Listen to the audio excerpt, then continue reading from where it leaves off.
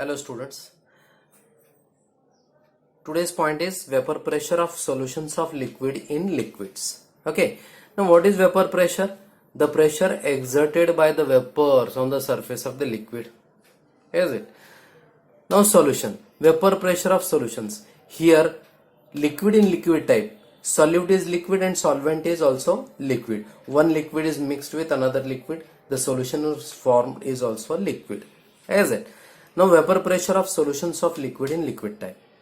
Now here you are consider a binary solution. Binary means the solution which of two components. A binary solution of two volatile liquids A1 and A2, which is shown here in diagram. Here A1 and A2, two liquids are mixed together.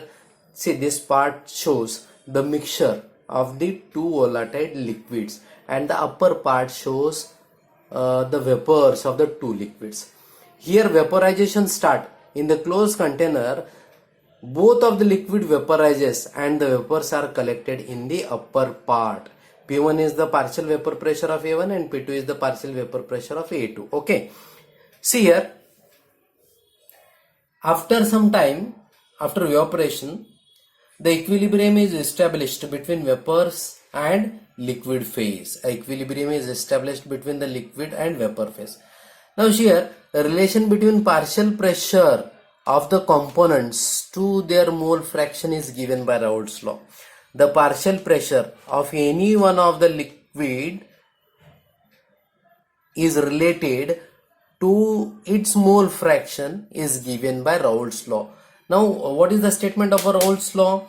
It states that the partial vapor pressure of any volatile component of the solution is equal to the vapor pressure of the pure component multiplied by its mole fraction in the solution. Is it? So, according to the Raoult's law, the partial vapor pressure of any one of the component is the product of its mole fraction and the vapor pressure of that component in its pure form. Is it?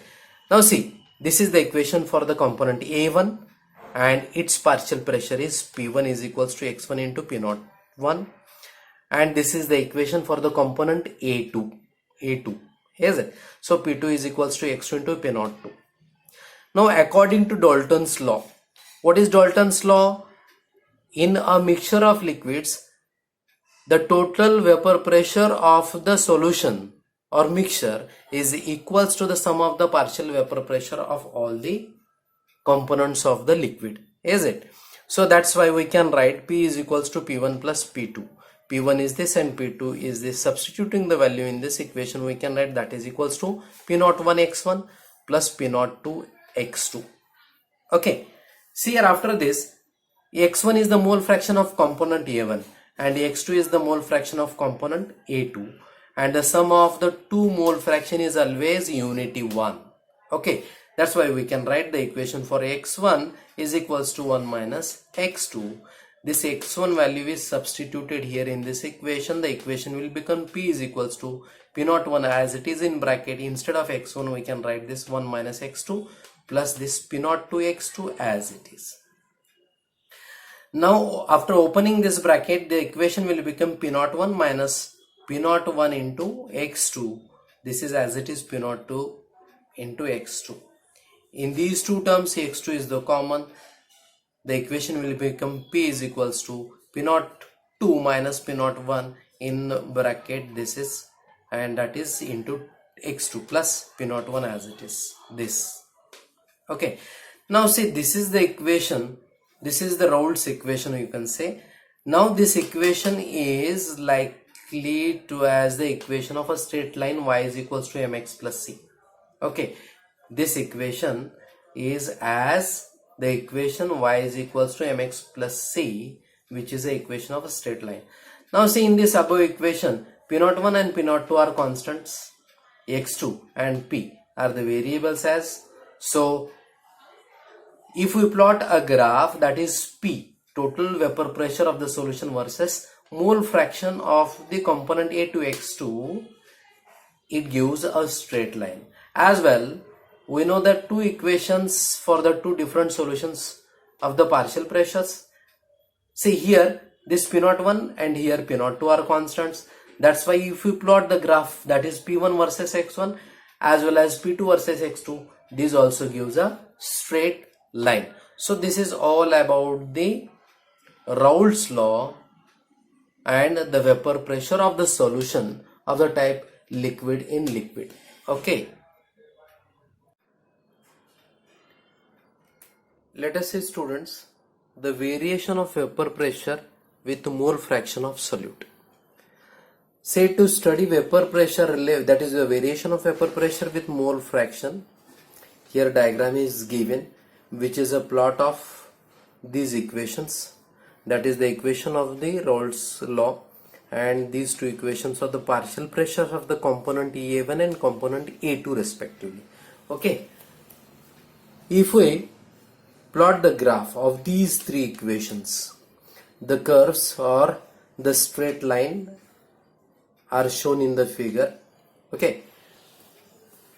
Let us see the first equation, that is P is equals to in bracket P02 minus P01 into X2 plus P01.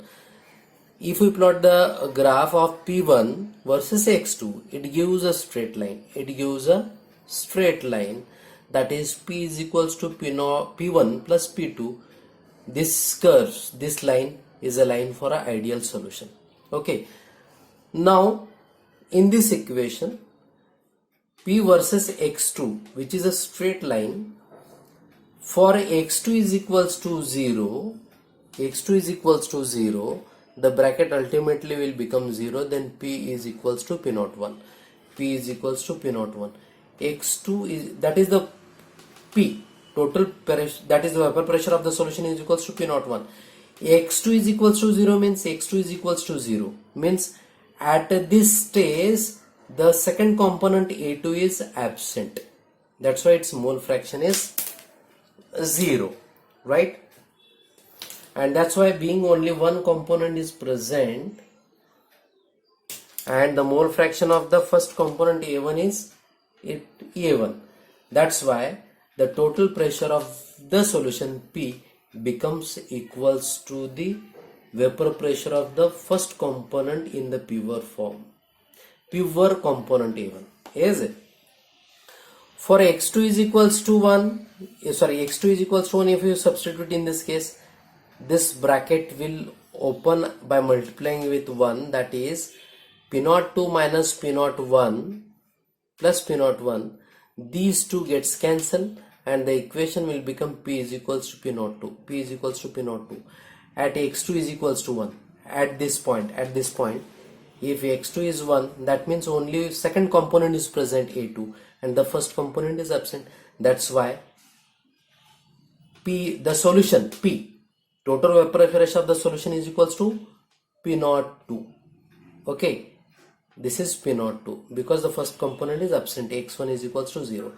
Now see, if we plot this, the graph of this equation, that is P1 versus X1, it also gives a straight line. It also gives a straight line. Then if in this equation we put X1 is equals to 0, here X1 is equals to 0, then P1 ultimately is equals to 0. That means X1 is equals to 0 means the mole fraction of the first component is 0. That's why the partial pressure is also of that component is also 0 ultimately. That's why P1 is equals to 0. Now here if X1 is 1, then the equation becomes, that is P1 is equals to P01. P1 is equals to P01. At this point we are taking here X1 is equals to 1 at this point. Okay, that means X2 is 0. Correct, the solution contains only one component, that is A1, and whose partial, that is the whose pressure is P01, and being the partial pressure P1 is P01 from this equation we have seen. That's why here the value will be P01 for X1 is equals to 1 because X2 is ultimately 0 by this equation. X1 plus X2 is 1. The mole fraction, sum of the mole fraction of the two components is always 1. If we consider X2 is 0, then ultimately X1 is equals to 1. If we consider X1 as 0, then X2 is ultimately 0, right? See, for the next equation, for P2 is equals to x2 into P02, right? If we plot the graph, that is P2 versus x2, it also gives a straight line. Okay. Now, if we substitute x2 is equals to 0 here, what we get? That is P2 is equals to P01. See here, P02. x2 is equals to 0, then P2 is equals to 0. Ultimately, its partial pressure will be 0 because mole fraction is 0. The component A2 is absent in the solution. Now, for x2 is equals to 1, if this x2 is substituted as 1, then ultimately P2 is equals to P02. At this stage, we are substituting x2 is equals to 1 at this point. Means at this point, the component A2 is present and the component 1 is absent totally. That's why the solution is made up of only one component, that is A2. That's why the partial pressure P2 of that that liquid is equals to P02.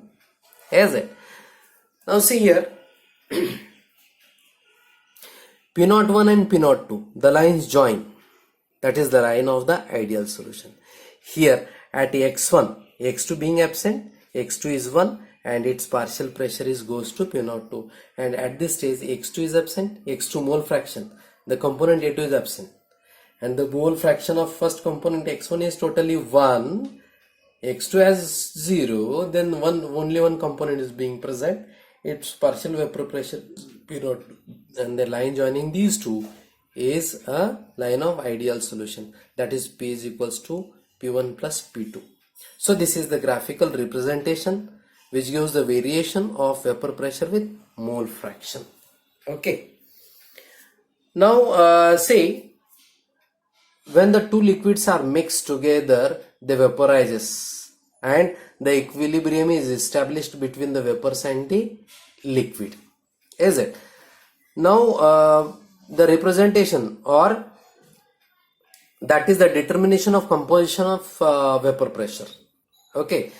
Now here the composition of vapor pressure in equilibrium with the solution can be determined by Dalton's law of partial pressure. Is it? See, for that, see here, from this, the lower part, which is dense part, is the mixture of two solutions A1 and A2, and both of the liquids simultaneously vaporizes, and the upper part is the vapors. At when the vapors become saturated, then there is the establishment of the equilibrium sets up between the vapor phase and liquid phase.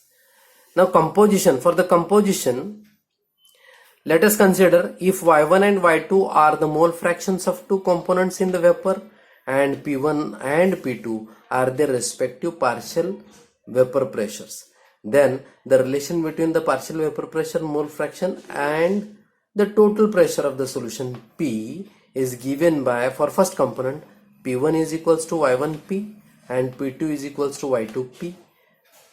Therefore, the equation can be rearranged for the mole fraction of individuals. Y1 is equals to P1 upon P, Y2 is equals to P2 upon P. Okay, so this is the two equations for component A and component A1 and A2, different two components, which gives the composition of vapor pressure. Okay, let us see the next point, ideal and non-ideal solutions. Now see, first ideal solutions. What are the features of the ideal solutions? Ideal solutions obeys the Raoult's law over entire range of concentrations. Okay, the next, the two components forming ideal solutions are mixed, then there is no heat is evolved and no heat is absorbed. That's why the enthalpy of mixing is 0. Okay, the next, when the two components or the two liquids forming an ideal solution are mixed together, then there is no change in volume is found. That's why the change in volume is 0. Delta mix V is equals to 0. Because why this is? Because the total, the sum of the volume of the two components is equal to the total volume of the solution. And now here in this case, in the case of ideal solution, the three types of the interactions, that is solute solvent interaction, solute solute interaction, solvent solvent molecular interactions, are comparable. Okay, all these three types of the molecular interactions are comparable. And in the case of ideal solution, the vapor pressure of the ideal solution lies between the vapor pressure of the pure components. Okay, these are the features. Now actually it is important to see that the ideal solutions are uncommon. See, now the next is non-ideal solutions. Now as we have seen above, these are the points for the ideal solution, and in case of the non-ideal solutions, the non-ideal solutions do not obey the Raoult's law over the entire range of concentration. Okay. Now the next, vapor pressure can be higher. The vapor pressure of the ideal solution can be higher or lower than those of the pure components. And because of this reason, there is the deviation from the Raoult's law, and the two types of the deviations are here, that is positive deviation and negative deviation.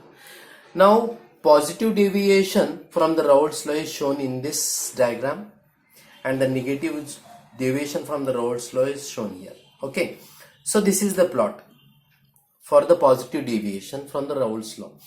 Now in this diagram, the dotted lines show as like the previous point, these are the lines for the ideal solution, and the red lines are for the non-ideal solutions. Okay, now see here, the red line, this line, dotted upper line, is for the ideal solution, and this the red line is for the vapor pressure of the non-ideal solution. Okay, now let us see the solution in which solute solvent interaction, molecular interactions, are weaker than the solute and solvent solvent molecular interaction. These types of the solution exhibit the positive deviation. The vapor pressure of such deviations are higher than those of the pure components as shown in the figure. So the red line shows the higher vapor pressure than the pure components. Okay, and the example you can take is as ethanol and acetone. The mixture of ethanol and acetone forms the non-ideal solution. Now let us see negative deviation from the Raoult's law. As shown in the above figure, above plot, the dotted line as here is for the ideal solution, and the red lines, the red plots, are for the non-ideal solution. Okay, in this case actually the vapor pressure are found to be lower than the ideal solution. So why this is? Because the solutions in which, that is solute solvent interactions, are stronger than the solute solute or solvent solvent molecular interaction, and they exhibit the negative deviation, and the vapor pressure of such solutions are lower than those of the pure components. These are the red lines, is it? So the solutions of phenol and aniline is the example of the solutions. The mixture of phenol and aniline forms the non-ideal solution and shows the lower vapor pressure. Okay, so this is the ideal and non-ideal solutions and the positive and negative deviation. Okay.